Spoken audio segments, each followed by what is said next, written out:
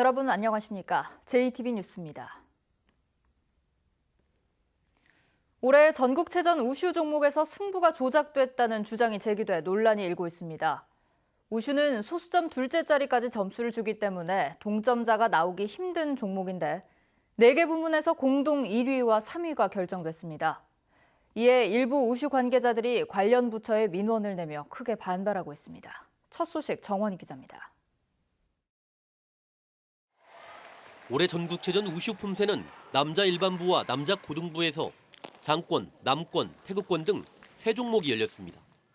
장권은 장권과 도술, 곤술 점수, 남권은 남권과 남도, 남곤 점수, 태극권은 태극권과 태극검 점수를 더해 승부를 가립니다. 점수는 A, B, C 등 3개 조로 나눈 심판 9명과 심판장 등 10명이 매깁니다.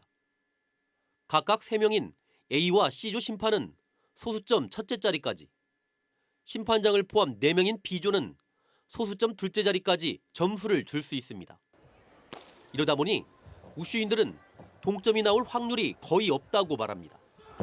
3가지 점수를 합산을 하기 때문에 정말로 동률이 나오는 게 실질적으로 보면 더 힘들죠. 그런데 이번 체전은 일반부 장권과 태극권에서 공동 1위, 고등부 태극권 공동 1위, 남권에서는 공동 3위 등 무려 4개 부문에서 동점자가 나왔습니다.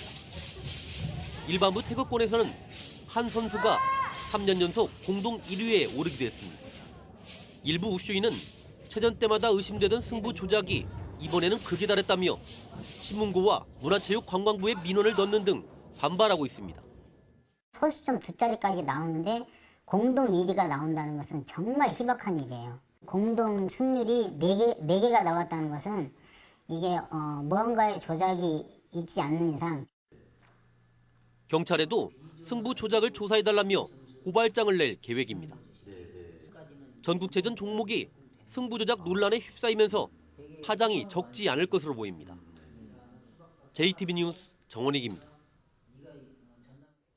함께 살던 지적장애 여성을 때려 숨지게 한 뒤 시신을 안매장한 일당이 이 여성에게 성매매까지 강요했던 사실이 경찰 조사에서 추가로 드러났습니다.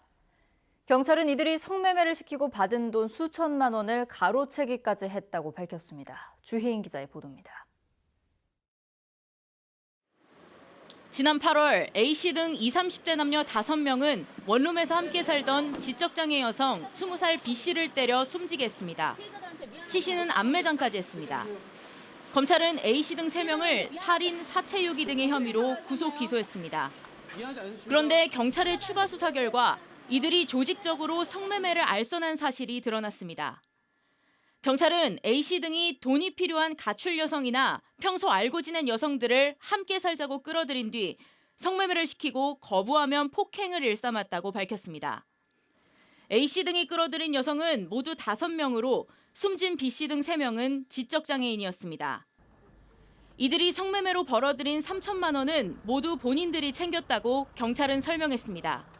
경찰은 이미 기소된 A씨 등 4명을 성매매 알선 혐의로 추가 입건하는 동시에 성매매 남성 25명도 입건해 검찰에 넘겼습니다. JTB 뉴스 주혜인입니다. 국회에 상정돼 있는 선거법 개정안이 통과되면 전라북도의 국회의석은 한두 석 줄어들 것으로 보입니다. 전북 정치권의 위축과 농촌 소외가 더욱 심화될 수밖에 없다는 우려가 나오는데요. 이 때문에 지역구는 유지하고 비례의석을 늘리는 쪽으로 법을 개정해야 한다는 목소리가 높아지고 있습니다. 이승환 기자입니다.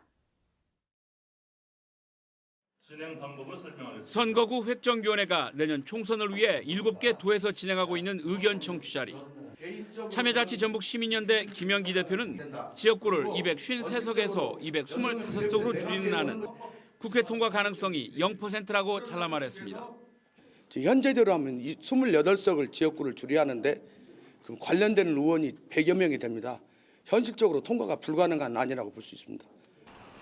지역구가 줄면 인구가 적은 농촌은 자칫 대여섯 개 군을 묶어 하나의 선거구로 만드는 일까지도 빚어질 수 있는 상황. 인구가 좀 부족해도 한 선거구로 묶는 자치단체 수를 제한해서 농촌 소외와 지역 간 불균형을 줄여야 한다는 주장도 나왔습니다. 농어촌 대표성을 유지하더라도 생활법을 개정해서 최소 3개씩은만 병합하는 걸로. 참석자들은 이러려면 현재 개정안처럼 지역구를 줄이고 비례를 늘려 전체 의석을 맞추지 말고 지역구는 현재 수준으로 유지하되 비례 의석을 30석가량 늘려 비례성을 보완해야 한다고 입을 모았습니다. 문제는 이럴 경우 반대 여론이 높은 의원수 확대가 불가피한 만큼 세비 감액 등을 통해서 국민들을 설득하자는 주장이 나왔고 10% 증원한다고 하면 거기에 따르는 예산을 동결시키고 의원들의 세비를 반으로라도 깎을 수 있는 그런 마음 자세를 가지고 그걸로는 부족한 만큼 의원들의 특권 포기와 의원 소환제 같은 과감한 개혁을 도입하자는 의견도 제시됐습니다. 위원회는 선거법 개정 여부에 따라 지역구 수가 확정되면 선거구 획정 과정에서 7개 도에서 청취한 의견을 반영한다는 계획입니다. JTB 뉴스 이승환입니다. 밭농사는 무엇보다 물 관리가 중요한데요. 수분이 부족할 때 작물이 받는 스트레스의 강도를 측정해 물을 공급하는 스마트 관계 기술이 국내에서 처음으로 개발됐습니다. 물을 얼마나 줘야 하는지 인공지능이 알아서 결정하는 방식입니다. 하원호 기자가 취재했습니다. 불볕더위가 기승을 부렸던 지난해 과수와 채소 등 밭 2,300여 헥타르 면적에서 햇볕 대임과 고사 등 가뭄 피해를 입었습니다. 물이 부족하게 되면은 생육이 불량하고 과실 비대가 정상적으로 이루어지지 않고 과실 품질도 떨어지고. 하지만 물 공급 시설을 갖춘 밭은 전체 면적의 18%에 불과합니다. 국립농업과학원이 국내에선 처음으로 인공지능을 활용한 물 공급 시스템을 개발했습니다. 열 화상 카메라로 잎의 온도를 측정해 작물이 받는 스트레스를 계산합니다. 여기에 습도와 바람 등 기상 정보를 감안해 인공지능이 스스로 언제 얼마만큼의 물을 줄지 결정합니다. 기존의 관계 기술이 토양 등 작물이 생육하는 환경을 대상으로 했다고 하면 이번에 개발한 본 기술은 작물 자체에 초점을 맞추고 있기 때문에 보다 민감하게 물 관리를 할 수 있습니다. 스마트 관계 시스템을 사과와 복숭아에 적용했더니 농업 용수는 3분의 1이나 절약하면서 과일 무게는 최고 26%, 당도는 8% 증가했고 안토시아닌 함량도 64%가 늘었습니다. 농촌진흥청은 스마트 관계 기술을 산업체에 이전하고 다른 작물에도 적용할 수 있도록 연구를 확대해 나갈 계획입니다. JTB 뉴스 하원호입니다. 남원 시골 마을, 낡고 오래된 흙집에 머물던 독립유공자가 깔끔하게 수리된 집을 얻게 됐습니다. 순창구는 토종 발효 미생물과 슈퍼푸드를 활용한 아로니아 청국장 환을 개발했습니다. 오정현 기자입니다. 지은 지 40년 넘은 오래된 흙집에 새 기와를 얹고 깔끔한 주방을 꾸렸습니다. 1951년 지리산 남부군 토벌작전에 참전한 94살 김갑규 유공자의 집입니다.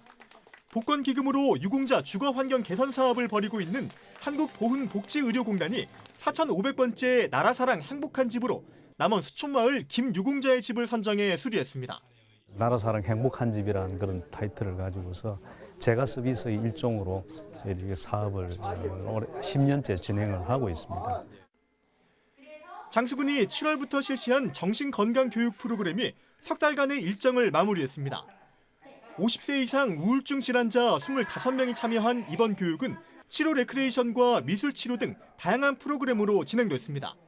무기력했던 저희 삶이 이 프로그램을 통해서 활력을 되찾게 되었습니다.